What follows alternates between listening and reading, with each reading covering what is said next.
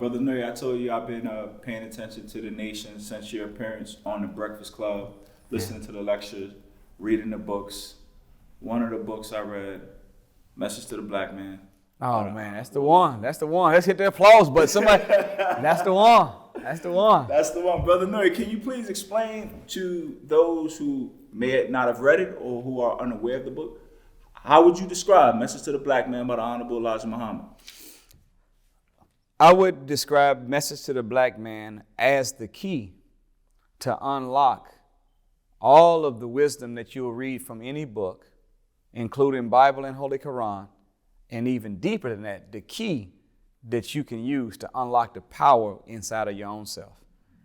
That book, Message to the Black Man, is not just a book that T.I. said that Nipsey Hussle, whenever he was talking to Nipsey Hussle, who was, he read a lot.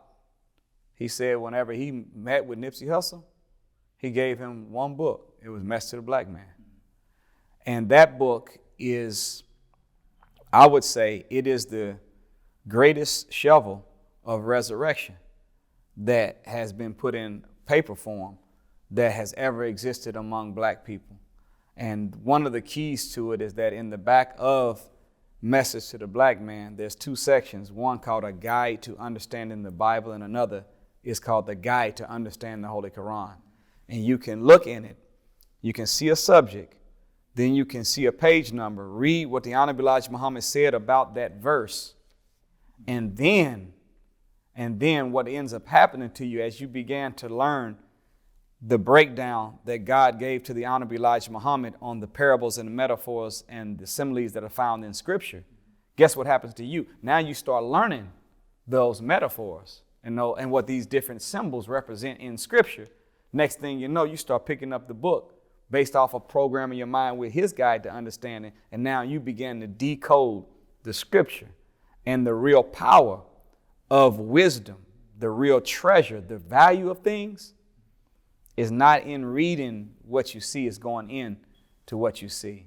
You can't get gold on top of the earth, you got to dig for it.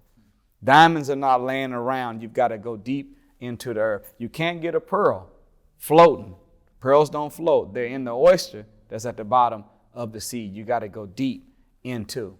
And the same way that God made it in his physical world, that you got to go into the earth to get the real valuable things, to get the treasures, you also have to go into Bible, into the Holy Quran, to be able to get the treasures and the value that's found in the Scripture.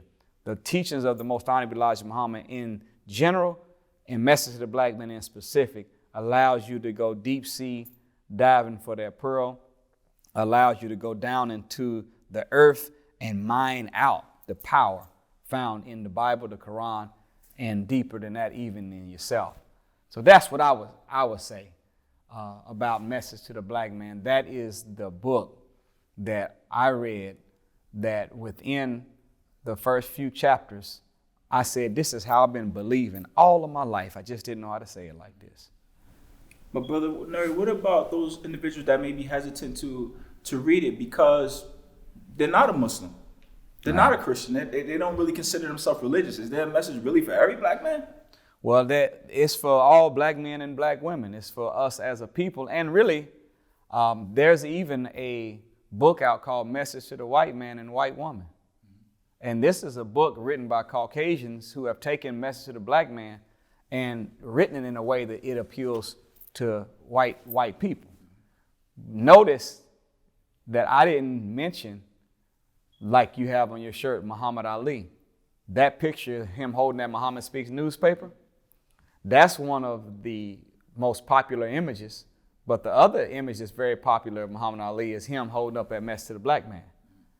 I didn't mention the Muslims. I said Nipsey Hussle gave Message to the Black Man to T.I. Now, by our definition, T.I. and Nipsey Hussle are Muslims because we believe that all of our people are Muslims by nature, as Muslim just means righteous person or one that submits their will to do the will of God. By nature, we're born to do that as original people. So we consider everybody a member of the nation. They just haven't reclaimed their spot. So those that are not, registered or so-called Muslims, you got to get the message to the black man. It is that book that will unlock the wisdom that you read in any other book. It gives you the key essential knowledges. 1, knowledge of God, knowledge of self, knowledge of your enemy, and a knowledge of the time and what must be done. Check it out, read it. And if you dive into it, you'll see. It does something to your mind, to your spirit.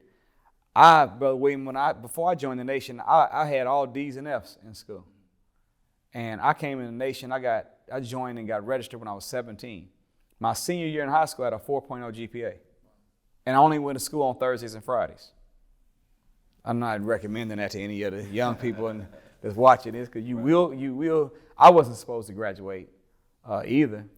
And that's a whole long story. But they let me graduate because I had straight A's.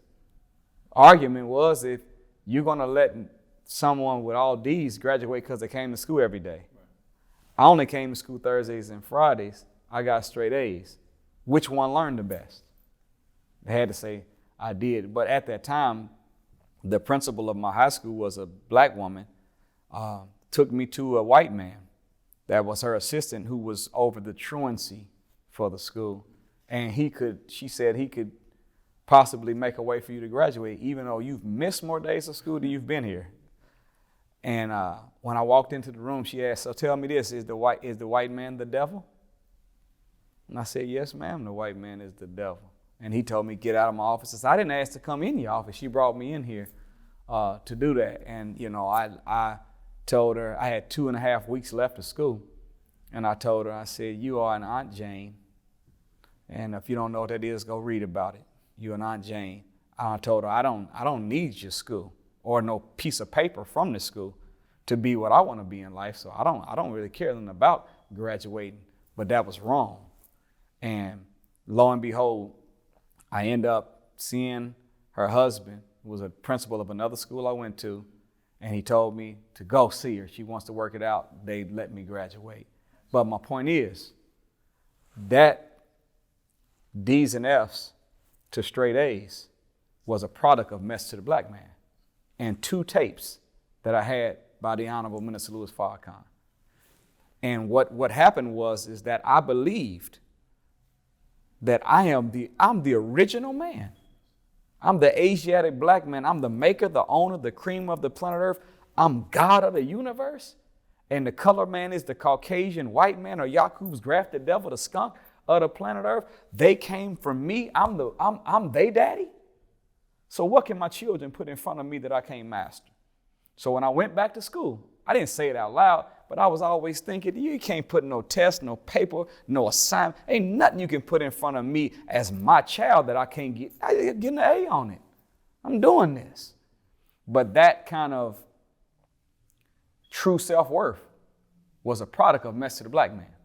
So anybody that wants to activate that power, that personal power within, where you're operating with true self-worth, you got to get that message to the black man. Message to the black man. As you brought up Muhammad Ali, one of the most famous and celebrated athletes in history, was once a member of the Nation of Islam. And with Message to the Black Man specifically, and I was reading about Ali, and this blew my mind.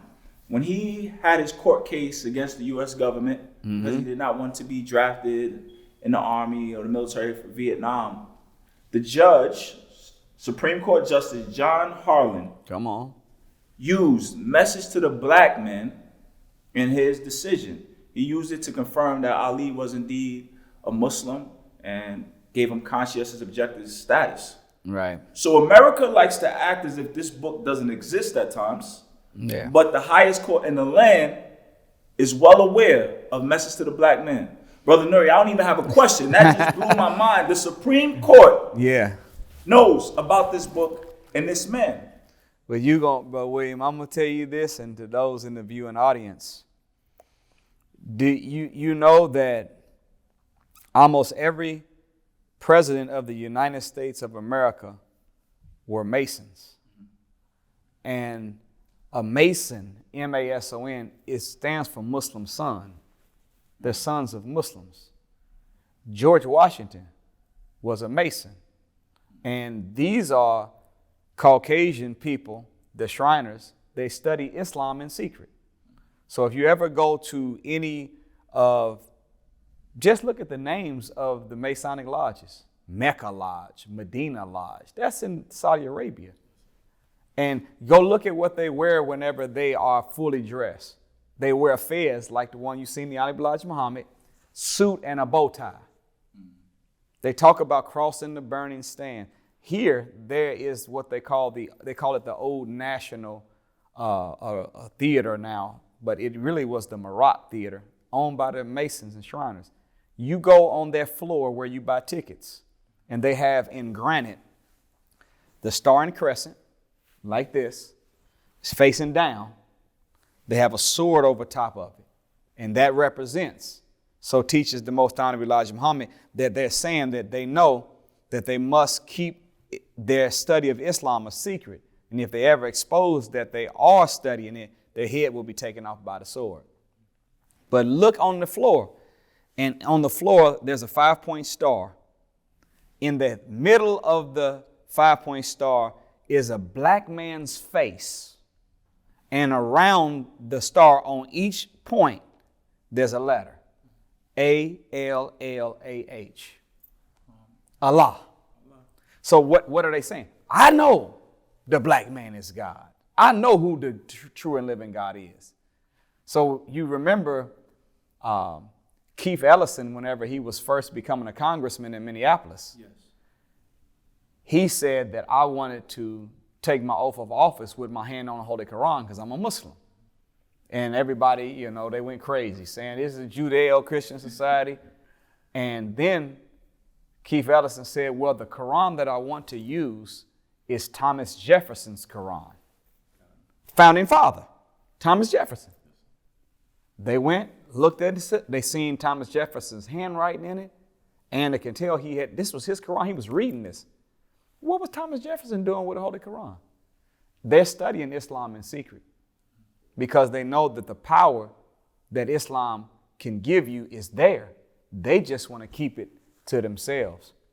So in the early days, the minister said when he was growing up that whenever he went to the library and asked could he see a Quran, they had it in what was called the rare book section. You had to go in, show ID, sign for it, and you could not leave the library with it. You had to stay right there and read the Holy Quran. So they've been studying Islam in secret. They know.